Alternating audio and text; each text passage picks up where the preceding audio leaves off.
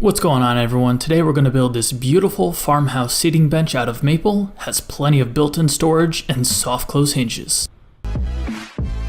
So the top and the storage portion of this bench is going to be made out of this maple right here. My buddy Ron didn't have 8/4 slabs that were long enough, so we got to get a board stretcher out. What I'm going to do is use the track saw to cut a straight edge off of here, and then we will cut about 4.5 or 5 inch width chunks off of here, and we'll mill them down. And then we will glue that together kind of like a hardwood floor where it's staggered pieces, and we'll cut our slab top out of that. My thought for doing that is we'll have enough strength across that because of the staggered wood, and those staggered bits will prevent the ends that are butt together from possibly popping loose. Let's see how it goes.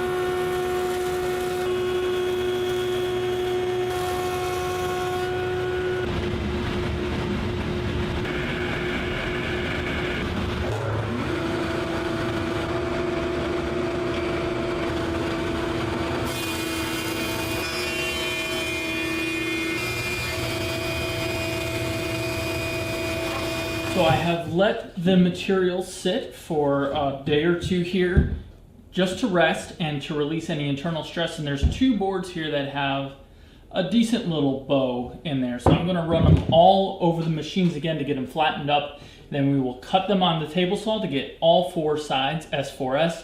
Then we will glue this bad boy up.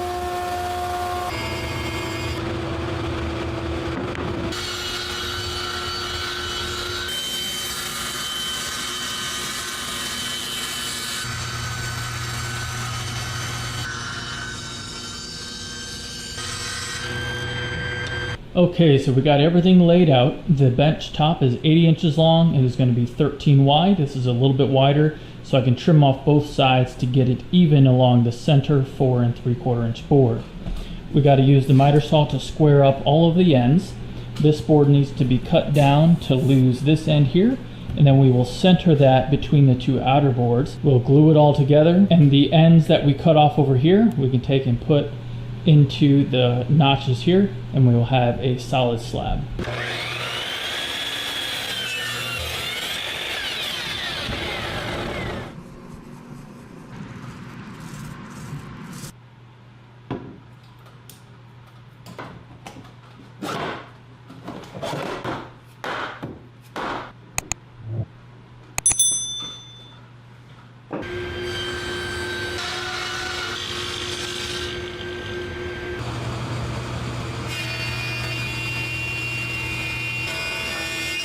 Right here I got 3/4 inch maple milled down to make the box which will go between the legs of this bench for lots and lots of storage.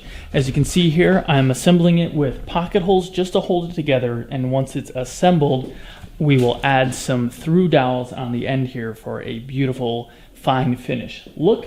And I did remember on the second board that I drilled the pocket holes to lower this one down a little bit, because we need to notch this out right here so the 1x2 metal leg tubing can fit in here so that the slab top can fit flush on top of here. So the leg is going to fit into a notch right here. So I'll have to back this screw out to cut that notch later on, but this one for this side will be good to go.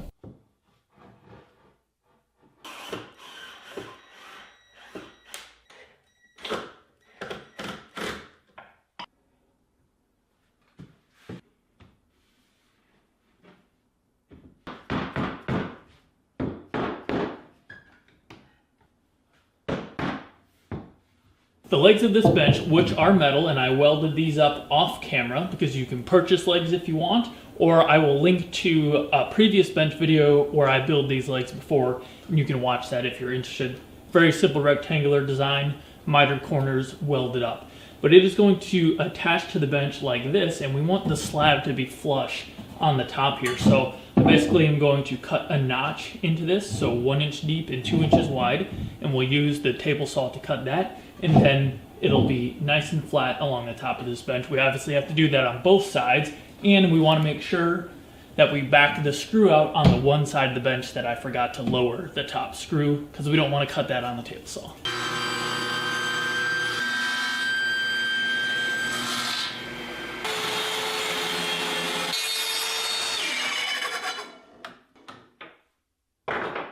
Kind of an accidental byproduct, but kind of cool to see exactly what the inside of a pocket hole looks like. You can see how the screw exits the board right in the middle, which is a big factor for keeping things nice and square. Pretty cool. So, I make mistakes. And usually, you can edit some of those out, but I wanted to tell you about some of them today because they've been particularly frustrating.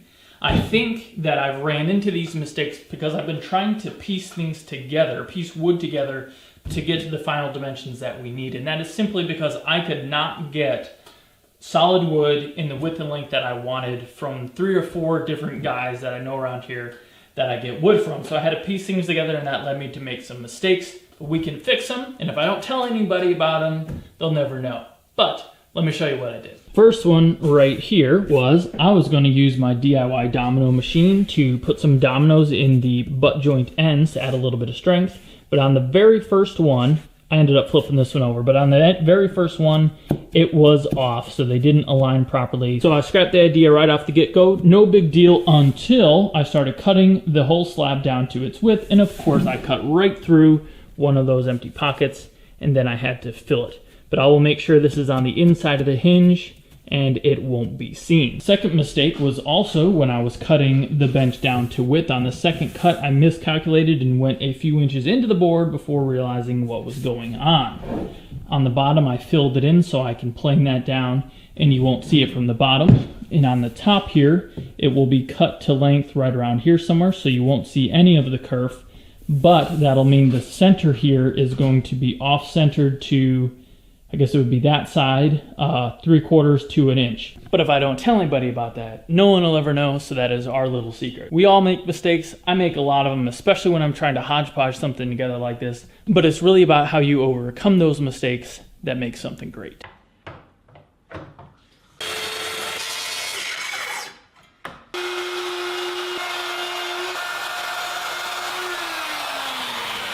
As you can see, we are out in the garage getting it warmed up to spray some finish. I wanted to take a moment to tell you about today's sponsor, which is Greenworks Outdoor Power Tools.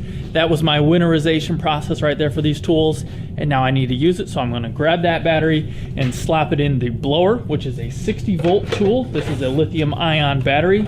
You snap that guy right in there, and you are ready to go. And I'm going to use this to blow out all of the dust and grime in here before we spray, let that settle, and then we will be ready to go. I would like to thank Greenworks for sponsoring this video and keeping the channel free for you guys. You can check out more about their blowers and their full 60-volt line of tools, link in the description below.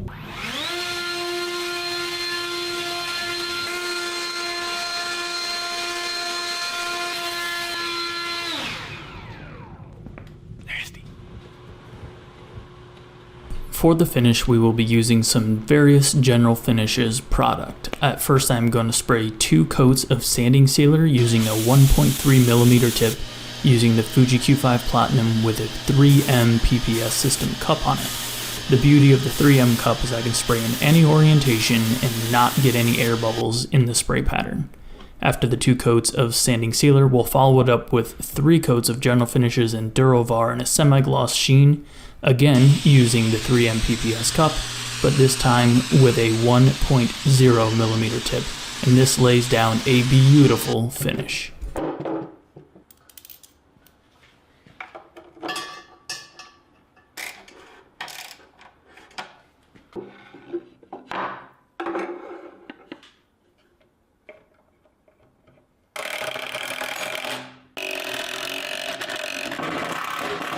Smaller ones.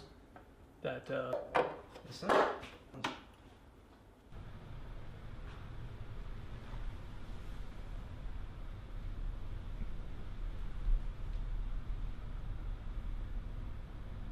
Well, that is a wrap on this bench build. There is some crazy grain in this thing, and I don't know if we're exactly convinced that it matches the table yet, but it does look pretty cool.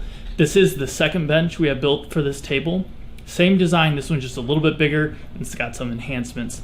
The slab on the top of this is actually so big that the kids can't quite get into it themselves. They need to do a squat to be able to lift the thing up, but it allows some better organization inside.